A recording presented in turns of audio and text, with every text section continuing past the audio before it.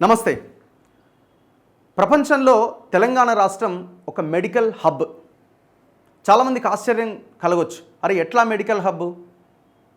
మనకు ఆపరేషన్ జరగాలన్నా, ఏదైనా హాస్పిటల్కి వెళ్ళి ఏదైనా చూయించుకోవాలన్నా లక్షల రూపాయలు ఖర్చు పెడుతున్నాం కదా, వేల రూపాయలు ఖర్చు పెడుతున్నాం కదా. కనీసం మనకి జ్వరం వస్తే ఓపీ చూసే డాక్టర్ కూడా గవర్నమెంట్ హాస్పిటల్లో లేరు కదా. వెళ్తే మందులు కూడా సరిగ్గా లేవు కదా, బయట కొనుక్కోమని రాస్తున్నారు కదా, ఉస్మానియాకి పోతే గాంధీకి పోతే. ఎట్లా మెడికల్ హబ్ అని చాలామందికి డౌట్ రావచ్చు. ప్రైవేట్ ఆసుపత్రుల విషయంలో ప్రపంచంలోని మన తెలంగాణ ఒక మెడికల్ హబ్ లాగా ఉన్నది. ఇది తెలంగాణ సామాన్యులకి సంబంధం లేని విషయమే. ఒక రకంగా చెప్పాలంటే ఏం లాభం? డబ్బులు ఉన్నవాళ్ళు ఎట్లాగైనా ఎన్ని డబ్బులు ఖర్చు పెట్టైనా ఆ రోగం నుంచి బయటపడడానికి అన్ని రకాల అవకాశాలు ఉన్నాయి. కానీ ఎంతమందికి ఉన్నాయి అవి? కేవలం గుప్పెడు మందికి మాత్రమే ఈ అవకాశం ఉంది. ఒక 10% మెంబర్స్కి ఉండొచ్చు. 90% పబ్లిక్కి కనీసం ప్రైవేట్ హాస్పిటల్ అడుగు కూడా పెట్టలేనటువంటి దారుణమైన పరిస్థితి. మరి ఆరోగ్యశ్రీలు ఇవన్నీ ఉన్నాయి కదా అంటే అవన్నీ కూడా తాత్కాలికమైనవే. అవన్నీ కొంతమేరకి ఏదో 20-30% ఉపయోగపడుతున్నవే. అందులో కూడా చాలా రోగాలు ఉండవు, కొన్ని ఉంటాయి, కొన్ని ఉండయి. అట్లా కూడా మళ్ళీ ట్రీట్మెంట్ అనుకున్నంత స్థాయిలో డబ్బులు ఖర్చు పెట్టిన వాళ్ళకి ఇచ్చేటువంటి ట్రీట్మెంట్ మనకు ఉండదు. మన దగ్గర ఒక అపోలో, ఒక యశోద, ఒక కిమ్స్, ఒక సన్షైన్, ఇట్లా ఎన్ని హాస్పిటల్స్ ఉన్నాయి, గ్రూపులు ఉన్నాయి. మనం ముందు నుంచి చెప్తున్నాం. తెలంగాణలో ముఖ్యంగా హైదరాబాద్లో ఉన్న ప్రైవేట్ హాస్పిటల్స్లో విదేశీ పెట్టుబడులు వచ్చి చేరినాయి చాలా. ఇప్పుడు రెయిన్బో కానీ అండ్ ఇంకా చాలా హాస్పిటల్స్లో, కిమ్స్ కానీ, మేజర్ హాస్పిటల్స్ అన్నింటిలో విదేశీ పెట్టుబడులు వచ్చినాయి. ఇవాళ ఒక వార్త వచ్చింది, హైదరాబాద్ వైద్య రాజధాని, చికిత్స కోసం నగరానికి ఏటా వేలాది మంది విదేశీయులు వస్తున్నారట. అత్యంత క్లిష్టమైన వైద్య సమస్యలకు కూడా ఇక్కడ పరిష్కారం దొరుకుతున్నదట. ఎట్లా దొరుకుతుంది పరిష్కారం? పైసలే. మీరు ఎంత డబ్బైనా ఖర్చు పెట్టడానికి నేను రెడీ అని అన్నారనుకోండి, ఇక ఏదో ఒకటి చేయడానికి ప్రయత్నం చేస్తారు. ఒకవేళ అంటే అట్లాంటి ట్రీట్మెంట్ మనకు అందుబాటులో ఉంది. కానీ ఇది సామాన్యుడికి దొరకని అందుబాటులో లేని ట్రీట్మెంట్ అన్నమాట. నగరంలో నిష్ణాతులైన వైద్యులు, సాంకేతిక సదుపాయాలు, విదేశాలతో పోల్చుకుంటే ఖర్చు తక్కువ, సక్సెస్ రేటు ఎక్కువ, కీళ్ల మార్పిడి, వెన్నెముక ఆపరేషన్లకు ఎక్కువ మంది రాక, కఠినమైన వీసా నిబంధనలతో కొంతమంది చికిత్సకు దూరం, వీసా రూల్స్ను సులభతరం చేయాలంటున్న ఆసుపత్రులు. ప్రపంచానికి హైదరాబాద్ వైద్య రాజధానిగా మారుతోంది. ఏటా వేలాది మంది విదేశీయులు హైదరాబాద్లోని ఆసుపత్రుల్లో ఉన్న వైద్య నిపుణులు ఎంతో కఠినమైన, సున్నితమైన శస్త్రచికిత్సలు చేసి వారికి పునర్జన్మను ప్రసాదిస్తున్నారు. ఒకప్పుడు దేశంలో ప్రముఖులు ఏదైనా తీవ్రమైన అనారోగ్య సమస్య వస్తే అమెరికా, ఐరోపా దేశాలకు వెళ్ళేవారు. అలాంటిది అక్కడి వారే మొండి రోగాలకు చికిత్స కోసం హైదరాబాద్ వస్తున్నారంటే వైద్యపరంగా నగరం ఎంత ప్రముఖ స్థానం సంపాదించిందో అర్థం చేసుకోవచ్చు. నగరంలోని వైద్య సదుపాయాలు, స్పెషలిస్ట్ వైద్యులు, అత్యాధునిక టెక్నాలజీ అందుబాటులో ఉండడం, అక్కడితో పోలిస్తే చికిత్సకు తక్కువ ఖర్చు కావడం విదేశీయులను ఆకర్షిస్తోంది. అయితే విదేశీ రోగులు హైదరాబాద్లో చికిత్స పొందడానికి వీసా ఇబ్బందులు ఎదుర్కొంటున్నారని ఆసుపత్రుల యాజమాన్యాలు పేర్కొంటున్నాయి. వీసా నిబంధనలు సడలించి సులభతరం చేస్తే విదేశాల నుంచి వచ్చే రోగుల సంఖ్య ఇంకా పెరుగుతుందని అభిప్రాయపడుతున్నాయి.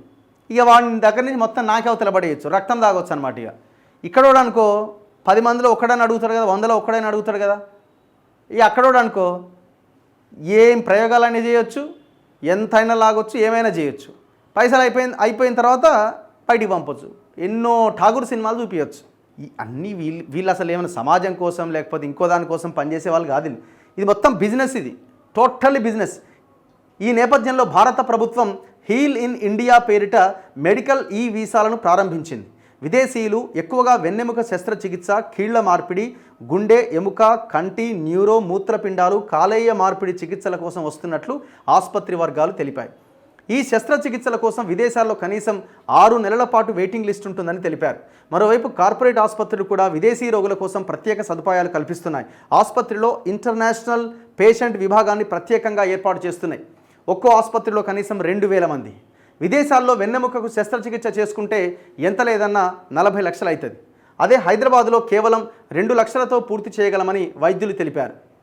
కీళ్ల మార్పిడికి విదేశాల్లో 15 లక్షల ఖర్చు అవుతుంటే ఇక్కడ 1,50,000 నుంచి 2 లక్షలకు మించి ఉండదన్నారు. మీ బొందా, 1,50,000కి మించి 2 లక్షలలో నువ్వు కీళ్ల మార్పిడి చికిత్స చేస్తావు, 2 లక్షలలో వెన్నెముక ఆపరేషన్ చేస్తావా? ఎంటర్ అయిన తెల్లారిలోపు నీకు 2 లక్షల బిల్లు రెడీ ఉంటుంది. ఆడ ఇంకా ఆపరేషన్ కూడా కాదు. ఏదో రాసుకుంటూ వచ్చి వీళ్ళు వాడేదో చెప్తే. విదేశాల్లో బైపాస్ సర్జరీకి 15 లక్షలకు మించి ఖర్చు అవుతోందని, ఇక్కడైతే 2 నుంచి 4 లక్షల రూపాయల్లో పూర్తవుతుందని వైద్యులు తెలిపారు. మరోవైపు హైదరాబాద్లో నిర్వహిస్తున్న శస్త్రచికిత్సల్లో సక్సెస్ రేటు ఎక్కువగా ఉంటుందని చెప్పారు. క్లిష్టమైన వ్యాధులకు హైదరాబాద్లో చికిత్సలు చేసి నయం చేసిన కేసులు అనేకం ఉన్నాయి. ఇక్కడి వైద్యులు రోగులతో ఎక్కువగా సమయం గడుపుతారు. దీనివల్ల రోగుల్లో ఒక నమ్మకం ఏర్పడుతుంది.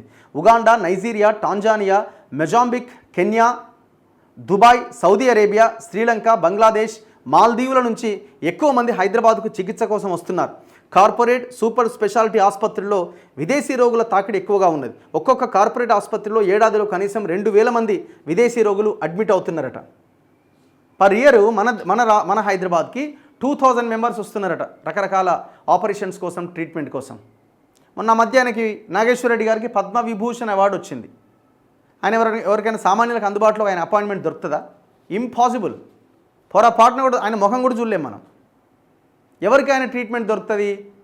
పెద్ద పెద్ద సినిమా స్టార్లకి, పొలిటికల్ లీడర్లకి, డైరెక్ట్గా ఫోన్ కాంటాక్ట్ ఉన్న వాళ్ళకి డైరెక్ట్ అపాయింట్మెంట్ దొరుకుతుంది. సో ఇదంతా కాస్ట్లీ ట్రీట్మెంట్ అన్నమాట. ఇది లక్షల్లో ఖర్చు అయ్యేటువంటి ట్రీట్మెంట్. ఇది మన కోసం కాదు. ఒకవేళ వాళ్ళు వీసాలు సడలించినా, ఇంకోటి చేసినా వాళ్ళ వ్యాపారం చేసుకోవాలా. ఈ సంపాదించిన డబ్బులు ఎడబెడతారు, మళ్ళీ తీసుకుపోయి విదేశాల్లో దాచిపెడతారు. సో ఇట్లా మనకి మెడికల్ హబ్, ఇది మన మెడికల్ హబ్గా మనం చూడాలి. పేద ప్రజలకి వైద్యం దొరికినప్పుడు అప్పుడు దాన్ని మనం మెడికల్ హబ్ అనాలి.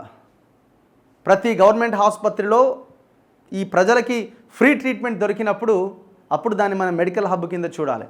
ప్రైవేట్ వాళ్ళు ఎవడో విదేశాల్లో ట్రీట్మెంట్ చేస్తే దాన్ని మనం మెడికల్ హబ్గా ఎట్లా పరిగణిస్తాం? దీనివల్ల ప్రజలు కొంత మిడిల్ క్లాస్ ఫ్యామిలీస్ కూడా పేదరికంలోకి నెట్టబడుతున్నారు. కోవిడ్ తర్వాత పరిస్థితి ఏంటి? ఎకరాల భూములు అమ్ముకొని ఎటు కాకుండా పోయారు జనం. ఇదేం మెడికల్ హబ్ అవుతుంది? మెడికల్ హబ్ అంటే ఇది కాదు. ప్రజలకి దగ్గర అయ్యే వైద్యం వచ్చినప్పుడు దాన్ని మనం మెడికల్ హబ్ కింద చూడాల్సి ఉంటుంది. చూస్తూనే ఉండండి మన తొలి వెలుగు.